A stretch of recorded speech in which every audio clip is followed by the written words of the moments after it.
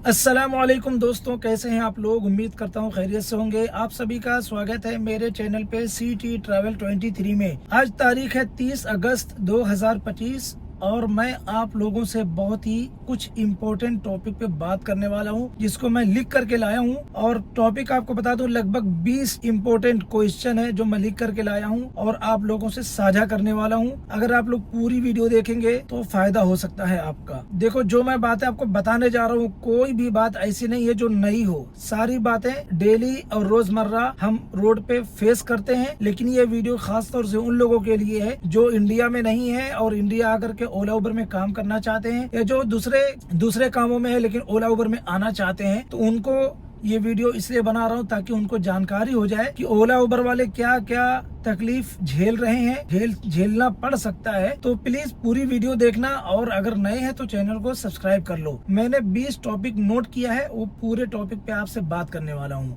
Starting से लेकर के एंड तक। तो प्लीज वीडियो को पूरी देखो। मैं स्टार्ट करता हूँ। सबसे पहला टॉपिक ये है, गाड़ी लेने से पहले ये देख लेना चाहिए कि गाड़ी मुझे पार्क कहाँ करना है। भाई, गाड़ी आपकी है 8 से 10 लाख रुपए की। अगर आपके पास ढंग की पार्किंग नहीं है, सेफ पार्किंग नहीं है, तो आपको बहुत ज्यादा भारी पड़ सकता है। भारी कैसे पड़ सकता है? जैसे अगर आप रोड पे कहीं गाड़ी खड़ी कर दिए तो रोड बहुत तंग होता है मुंबई के अंदर। अगर कोई बड़ी गाड़ी जा रही है, कोई ट्रक जा रहा है, साइड से लगा दिया तो आपको महंगा पड़ेगा, क्योंकि आपके पास पार्किंग नहीं है। तो आपको पार्किंग का ध्यान करते हुए आपको गाड़ी लेना है। नंबर 2, गाड़ी को साफ सफाई और मेंटेन करना, ये बहुत ज्यादा इम्पोर्टेंट होता है। आपको लंबे टाइम तक ओला उबर में काम करना है तो आपकी गाड़ी भी मेंटेन होना चाहिए। आपको अच्छी रेटिंग मिलेगी, आपको अच्छी बुकिंग भी मिलेगी। नंबर 3, गाड़ी की देखभाल और डेली के डेली साफ सफाई जो बाहर से होती है, ये भी एक इम्पोर्टेंट पार्ट है। अगर आप देखभाल नहीं कर सकते हो या जहां पार्क कर रहे हो वहां पे कोई देखभाल करने वाला नहीं है तो आपको दिक्कत हो जाएगी और आपकी गाड़ी को नुकसान हो जाएगा। इसमें 2 बातें हो सकती हैं। नंबर 1, अगर आप कोई अच्छे एरिया में, साफ सुथरे एरिया में रह रहे हो जहाँ पे लोगों के पास खुद 4 व्हीलर गाड़ियां हैं और लगभग सारे ही घरों में गाड़ियां हैं, तो अगर आप वहां गाड़ी पार्क करोगे तो शायद आपकी गाड़ी में कोई दिक्कत नहीं होगी।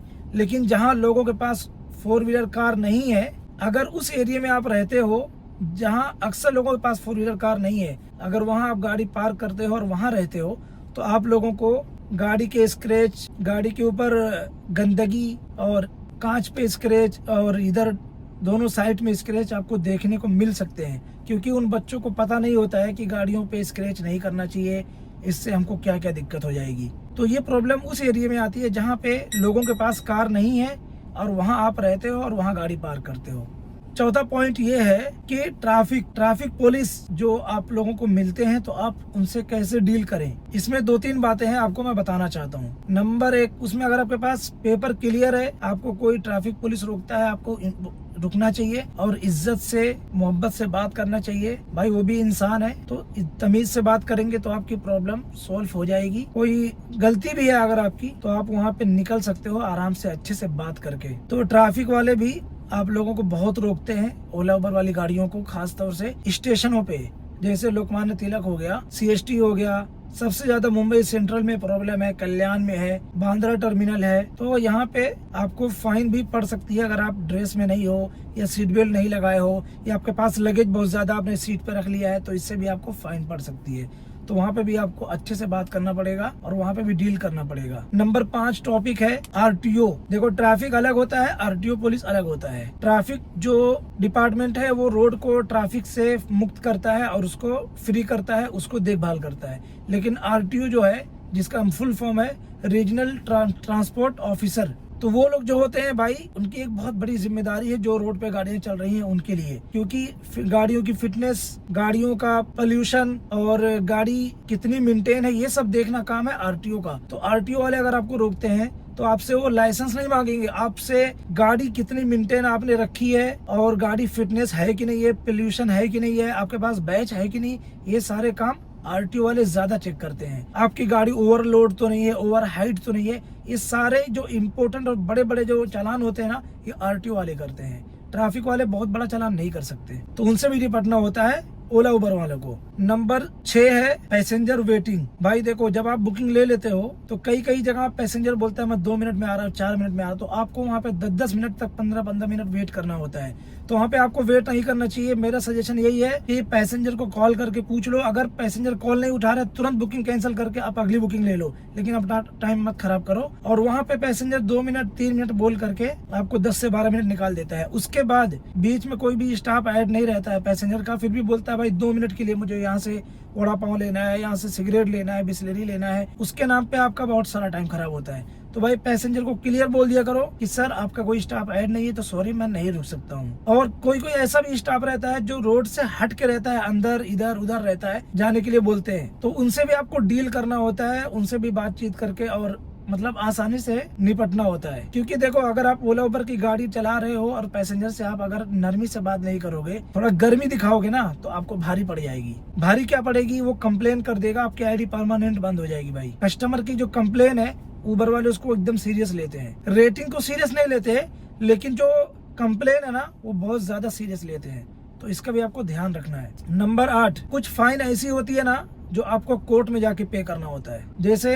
आप रॉन्ग साइड से आ रहे हो, ये फाइन ऐसी है ना कि आपको सीधा कोर्ट में जाके भरना होता है। तो जो फाइन कोर्ट वाली होती है, या जो गलती आप ऐसी कर दी हो जिससे आपको कोर्ट में जाके निपटना है ना, तो वो भी आपको भारी पड़ेगी। नंबर 9, रोड पे जब आप गाड़ी चलाते हो तो वहाँ पे किसी किसी को आप ओवरटेक करते हो, खास तौर से जो भाई लोग रोड पे चलते हैं ना, भाई लोग जो दादा लोग चलते हैं रोड पे, कुछ बाइक वाले होते हैं, कुछ कार वाले होते हैं। तो अगर आप उनको ओवरटेक कर दिए या उनके बाजू से स्पीड में गाड़ी निकाल दिए या ज्यादा करीब गाड़ी कर दिए, तो वो लोग गाड़ी रोड पे आपको गाड़ियां रुकवा करके आपको धमकी देते हैं कि कोर्ट में घसीटूंगा, ऐसा कर दूंगा, वैसा कर दूंगा। तो उनसे भी आपको निपटना होता है, उनसे भी आपको बातचीत करके अपना कैसे भी करके आपको निकलना होता है। नंबर 10, तंग गली वाले जो पैसेंजर मिलते हैं आपको, ये प्रॉब्लम मालूम है सबसे ज्यादा कौन फेस करता है? रिक्शे वाले और मिनी गाड़ी चलाने वाले। मिनी गाड़ी चलाने वालों को सबसे ज्यादा ऐसी बुकिंग आती है जो तंग गलियों में लेके जाना पड़ता है उनको। और जो लोग सेडान गाड़ी चला रहे हैं, अगर वो मिनी की बुकिंग ले लेंगे तो ये प्रॉब्लम उनको भी फेस करनी पड़ती है। और ये इतनी बड़ी दिक्कत है ना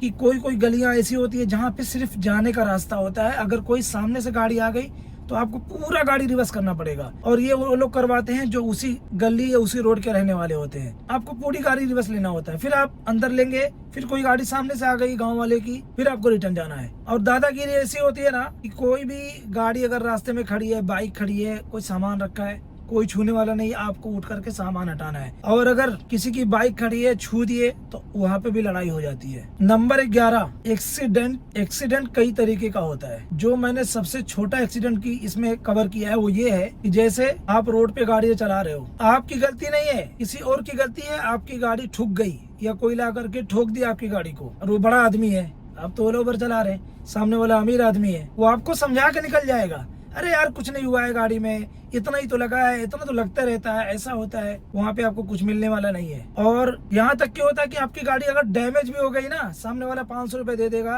1000 रुपए दे देगा, आपको वहाँ से निकलना पड़ेगा। आप बात भी नहीं कर सकते ज्यादा, आप कुछ बोल नहीं सकते, क्योंकि आपके घर शीशे के हैं। आप कुछ करोगे सबसे पहले आपके लगने वाले हैं, वहाँ पे भी निपटना होता है। उनकी गाड़ी को टच हो जाएगी आपकी गाड़ी से तो आपको पूरा भरवा के ले लेंगे। लेकिन अगर आपकी गाड़ी में डैमेज हो गया, कुछ हो गया, तो आपको आइडिया क्या देंगे मालूम है? यार आपका तो ये इंश्योरेंस है ना, इंश्योरेंस में करा लेना, फ्री में हो जाता है, ऐसा हो जाता है। कितने लोग इंश्योरेंस में काम कराते हैं? इंश्योरेंस में काम कराना कितना महंगा है पता है आपको? गाड़ी 10 दिन 12 दिन आपको खड़ा करना पड़ेगा सर्विस सेंटर में, तब जाकर के आपका काम होगा। 10-12 दिन में कितना नुकसान हो जाएगा? 50,000 नहीं हुआ तो 20,000 30,000 का तो होगा ही। तो आदमी सोचता है अरे यार 2,000 4,000 का काम है, 8,000 का काम है, ला मैं करा लेता हूँ। तो टी परमिट कार वाले जल्दी इंश्योरेंस क्लेम नहीं लेते हैं। तो ये छोटे एक्सीडेंट में लोग ठोक करके आपकी गाड़ी को निकल जाते हैं, आप कुछ नहीं कर सकते। नंबर 12, उबर की आईडी जो ब्लॉक करवा देते हैं।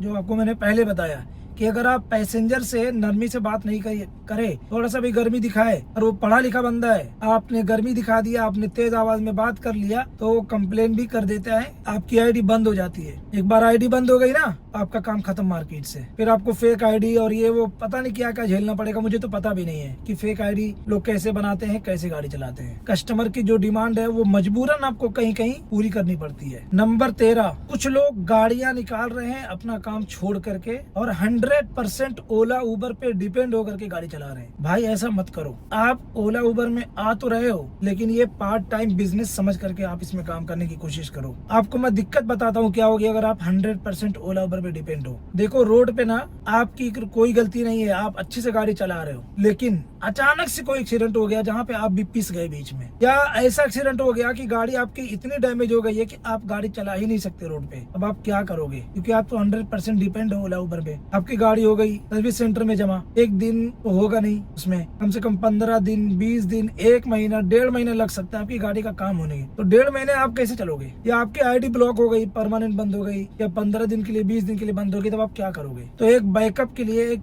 आपके पास हुनर और बिजनेस होना चाहिए। सबसे पहली बात तो ओला उबर में अब इतना कमाई नहीं है कि आप 100% डिपेंड होकर के ओला उबर में काम करो। तो ये भी आप ध्यान रखो, पार्ट टाइम काम अपना जारी रखो और ये काम करते रहो अगर करना है। नंबर 14, जो अभी जस्ट मैंने पहले बताया कि पार्ट टाइम बिजनेस के लिए ही आप ओला उबर में आओ।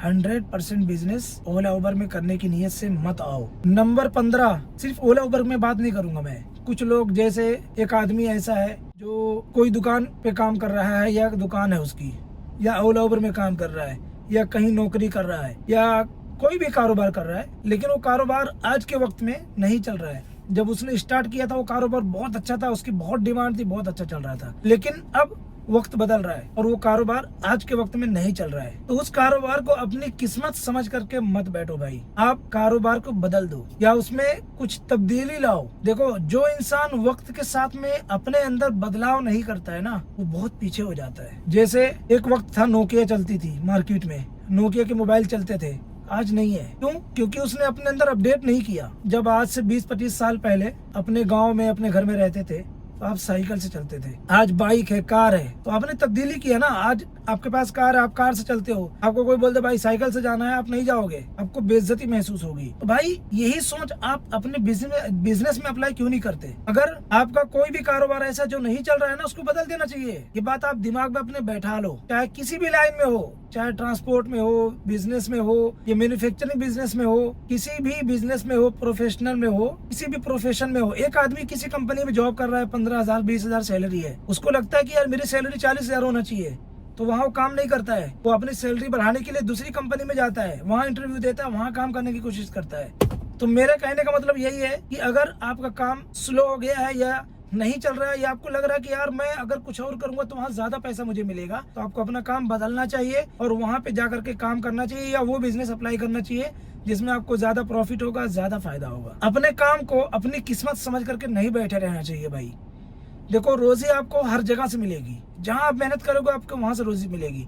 लेकिन अगर आपको लगता है कि मैं ज्यादा मेहनत करूंगा या दूसरा काम करूंगा, वहाँ मुझे ज्यादा फायदा होगा, तो आप वहाँ चले जाओ और दुनिया को ज्यादा ध्यान मत दो कि दुनिया क्या कहेगी। आप अपने हुनर, अपनी काबिलियत और अपने इल्म के बुनियाद पर काम करो। नंबर 17, कुछ पैसेंजर गाड़ी बुक करते हैं, पैसेंजर अपने लोकेशन पे पहुंचने के बाद फेयर देने में आनाकानी करता है, और ये उस वक्त भी होता है जब आप, मान लो आपकी गाड़ी बुक किया किसी ने कि मुझे वडाला जाना है, वडाला पहुंचने से पहले उसके दिमाग में आ गया कि यहाँ रुकना है, 10 मिनट का काम है, एक स्टॉप और ऐड कर देगा और बोलेगा नहीं मुझे अब चिंबूर भी जाना है। अब आप सोचोगे यार मैं तो वडाला से सोचा था दूसरी बुकिंग लेके निकल जाऊंगा, अब इसको चिंबूर भी ड्रॉप करना है। अब आप बोलोगे नहीं मैं नहीं जा पाऊंगा, तो क्या बोलेगा? मुझे फेयर देना ही नहीं है। तो बोलेगा उबर ने ऐसा सिस्टम डाला क्यों, ऐड स्टॉप करने का, ये करने का, तो फेयर में आनाकानी करता है। दूसरी बात, कई जगह ऐसा होता है जो रिटर्न बुकिंग होती है, वहाँ पहुंचने के बाद पता चलता है कि पैसेंजर अब गाड़ी में ज्यादा सामान लोड करने की डिमांड कर रहा है और आप बोल रहे हो मैं लोड नहीं करूंगा, तो पैसेंजर बोलता है पैसा नहीं दूंगा। तो ऐसे वक्त में आपको कैसे डील करना है? अब क्या कर सकते हो? आपके पास सिंपल सा ऑप्शन है, आप पुलिस को फोन करो 100 नंबर पे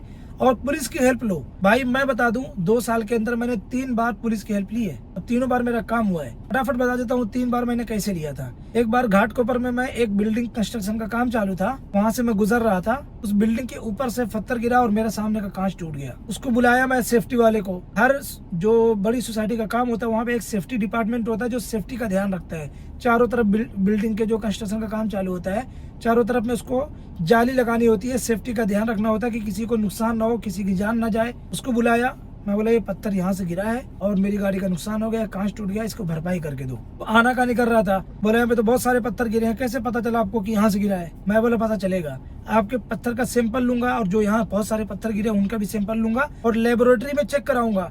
जहाँ पे सीमेंट को चेक किया जाता है कि कितना इसके अंदर मजबूती है, वहाँ पे चेक हो जाएगा कि ये तुम्हारे साइड का ही है। तो वहाँ पे पुलिस वाले आए और उन्होंने उनसे पैसा दिलवाया और मैं कांच लगवाया। एक बार और ऐसा हुआ था, कल्याण से मैं मुरबाड वाले रोड पे 150 किलोमीटर आगे गया था, मैं मलशेज घाट के आगे। पैसेंजर वहाँ पे गया, वहाँ पे एक चीनी की मिल है, शक्कर की मिल है। वहाँ पे पहुँचने के बाद बोलता है कि गाड़ी में शक्कर की 2 गोनी लोड करना है, 1 गोनी लोड करना है और कुछ खुली शक्कर थी 15 किलो, वो भी मैं बोला मैं नहीं लोड करूंगा, वो भी नहीं दे रहा था फेयर। तो पुलिस को फोन किया, पुलिस वालों ने बताया कि ये पैसेंजर व्हीकल है, इसमें कमर्शियल लगेज अलाउड नहीं है। वहाँ पे मेरी हेल्प हो गई। ऐसे एक बार और कहीं हुआ था कि मैंने पुलिस को फोन किया और मेरी हेल्प हो गई भाई। अब पुलिस आए या ना आए, खाली फोन पे भी बात कर लेंगे ना तो काम हो जाता है। तो जब कोई फेयर ना दे और आपसे गुंडागर्दी करने की कोशिश करे तो आपको पुलिस पे फोन करके और पुलिस को बताना है और पुलिस की हेल्प लेनी है, ठीक है। नंबर 17, बहुत सारे लोग बुकिंग करते हैं और कैंसिल कर देते हैं, तो ये भी एक प्रॉब्लम है। आपको यहाँ पे भी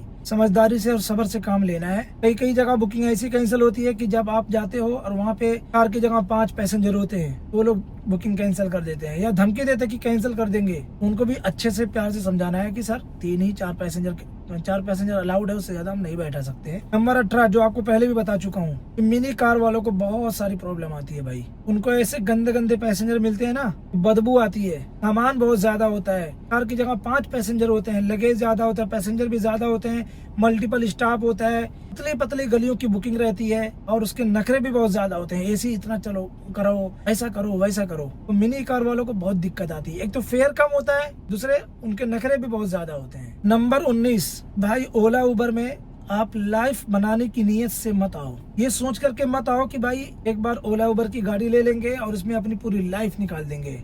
ऐसा सोचना आपका गलत है। सबसे पहली बात आपको बता दूं कि लाइसेंस में भी अब कंडीशन आ गई है। जब आप 50 साल के होंगे तब आपका लाइसेंस कितने दिन का मिलेगा, 60 के होंगे तब आप लाइसेंस कितने दिन का मिलेगा। और ऐसा भी वक्त आ जाता है कि आपकी आंख की रोशनी कम हो जाती है, आपको लाइसेंस मिलना बंद हो जाता है। ओला उबर में लाइफ समझ करके मत आओ। आप आओ 2 साल 3 साल काम करने की नीयत से आओ, और जैसे आपके पास 2-3 लाख रुपए है, आप उसमें गाड़ी ले सकते हो सेकेंड हैंड, लेकिन 2-3 लाख रुपए में आप कोई बड़ा बिजनेस नहीं कर सकते।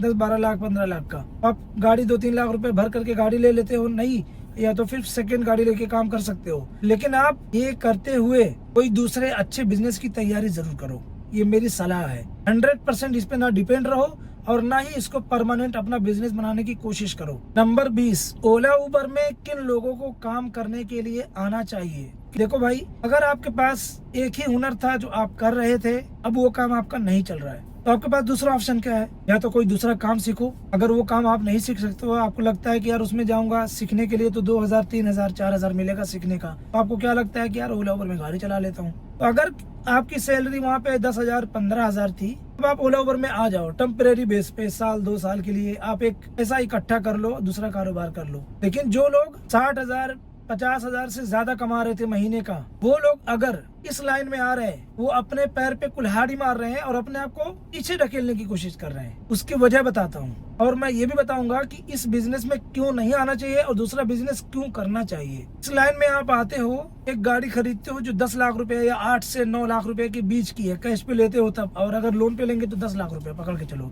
10 से 11 लाख 12 लाख भी पहुंच जा रही है गाड़ी। ये लाइन में आने के बाद आप आसानी से निकल नहीं सकते हो। कम से कम 3 साल 4 साल गाड़ी चलाओगे, तब आप बेचोगे तो आपको कुछ हासिल होगा। क्योंकि अगर आप 6 महीने साल भर में गाड़ी बेचोगे ना, तो आपकी गाड़ी आपको ही बेच देगी, आप ये समझ लो। दूसरी बात ये है कि जब आप कोई दूसरा बिजनेस करते हो, कारोबार करते हो, दूसरा हार्डवेयर का हो गया, कपड़े का हो गया, बैग का हो गया, या इलेक्ट्रॉनिक आइटम्स के कारोबार बिजनेस हो गया, या कोई मैन्युफैक्चरिंग बिजनेस भी आप स्टार्ट करते हो, उसमें आपको इतना पैसा भी इन्वेस्ट नहीं करना पड़ता है। वहाँ पे इतना रिस्क नहीं होता है भाई। ये गाड़ी का एक्सीडेंट हो गया, खत्म। कभी ऐसा एक्सीडेंट होता है, गाड़ी भी खत्म, आप भी खत्म। या ऐसा एक्सीडेंट हो गया कि गाड़ी खत्म, 2 महीने 4 महीने के लिए छुट्टी आपकी। तो जितना रिस्क गाड़ी चलाने वालों का होता है या गाड़ी का होता है, उतना रिस्क दूसरे बिजनेस में नहीं होता है भाई। वहाँ पे आपका कारोबार नहीं चलेगा, लेकिन आप सुकून से बैठे रहोगे, सेफ रहोगे दुकान में अपने। लेकिन यहाँ पे कारोबार नहीं चलेगा तो नुकसान होगा, लेकिन अगर एक्सीडेंट हो गया तो खत्म कहानी, टाटा बाय बाय हो जाएगा वहाँ पे। जो लोग ये कह रहे हैं कि भाई दूसरे कारोबार में भी, बिजनेस में भी रिस्क है, ऐसा है वैसा है, भाई कारोबार में तो रिस्क रहता है, हर जगह रहता है, लेकिन इसमें बहुत ज्यादा रहता है। इसमें आपका अकेले का नहीं रहता भाई, आपकी पूरी फैमिली है पीछे। बिजनेस में आप कर रहे हो, 1 महीना 2 महीना 3 महीना नहीं चलेगा ना, आप एक बार सरवाइव कर सकते हो। मेहरबानी करके ये लाइन में वही लोग आए जिनको सब्र है, और ये सारी प्रॉब्लम जो मैंने पीछे बताया ये उनकी नजर में होना चाहिए। और भी बहुत सारी दिक्कतें हैं, जो रोड पे पार्किंग की जगह नहीं मिलती है गाड़ी लगाने की कहीं पे। अगर आप कहीं पार्किंग में या नो पार्किंग लिखा, आपने गाड़ी रोक करके थोड़ा 5 मिनट आराम कर लिया ना, पीछे से आएंगे, फोटो लेंगे, चालान डाल देंगे। उम्मीद करता हूँ आप लोगों को मेरी बात समझ में आई होगी और आप लोग अच्छे कमेंट करेंगे। मैं ये जो पॉइंट है ना, देखो अच्छी तारीफें करके हम वीडियो नहीं बनाना चाहते। अगर आप नेगेटिव पॉइंट को दिमाग में रखेंगे ना, पॉजिटिव को अपने आप पता चल जाएगा। उम्मीद करता हूँ आप लोगों को मेरी बात समझ में आई होगी और अच्छी भी लगी होगी। चैनल पे नए आए हैं तो चैनल को सब्सक्राइब करें। मैं मिलता हूँ आपसे अगली वीडियो में। अस्सलामु अलैकुम।